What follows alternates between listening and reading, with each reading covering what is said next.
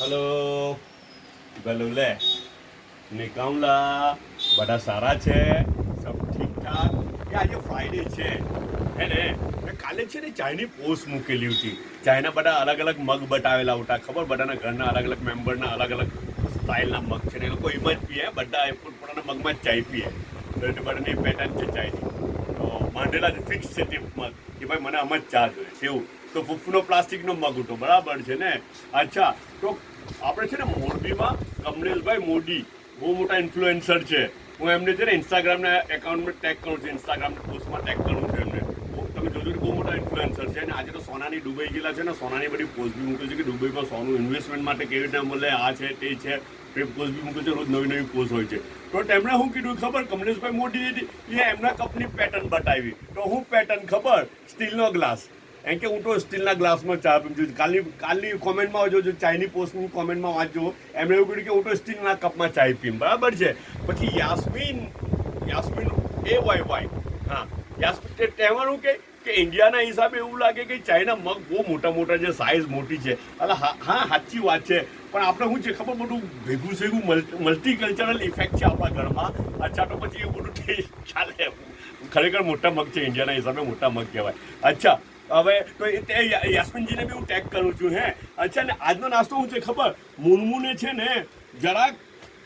half fry બનાવેલું છે પણ થોડોક સ્પાઇસી ટચ આપેલું છે હે ને હાફ ફ્રાય બેડું એટલે ખબર ને આપણે હાફ ફ્રાય બેડું તો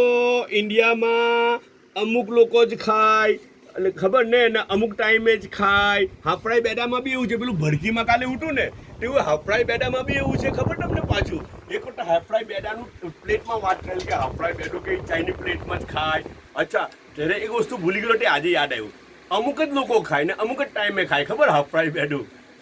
જસ્ટ લાઈક માંડા હોય બીમાર હોય કમજોર હોય ને ત્યારે જ હાફ ફ્રાય બેડું ખાય એવું બી અમુક જગ્યાએ વિચારધારાઓ છે ખબર મને તો ખબર નથી મને તો તે વિચારધારા સેટ નથી થતી હું તો એવું માનું છું કે ખાવાની વસ્તુ છે હેલ્ધી ફૂડ છે સારી વસ્તુ છે ખાવ અચ્છા મુનમુને એને થોડુંક સ્પાઇસી ટચ આપી દીધું કે થોડું વધારે ઓર એ લાગે તો મને નહીં લાગતું કે કોણ જ્યારે સારું લાગે કે નહીં કેમ તો હાફ ફ્રાય બેડું તો બ્લેક પેપર ને સોલ્ટ એમાં જ બેસ્ટ લાગે હવે અહીંયા ચીલી ફ્લેક્સ રાખેલા છે ખાઈને જોમ પછી કહેવા કોમેન્ટમાં જો તો લખી દેવા કે કેવું લાગ્યું મને રોટી રાતની જ છે એક કેરું છે ને છે ને 3 દિવસ જો આપણે પરમ દિવસે સૂકી ખજૂર બરાબર સૌડીની સૂકી ખજૂર ઉઠી રેગ્યુલર ખજૂર કાલે ઉઠી યલો કલરની ખજૂર ઉઠી હવે આજે જે છે ને તો રેડ કલરની ખજૂર છે કાલની યલો કલરની ખજૂર બી અટકચરી ઉઠી આજની આ રેડ કલરની ખજૂર બી અટકચરી ખજૂર છે અલગ ટાઈપની છે કાલ કરતા અચ્છા તો કાલની ખજૂર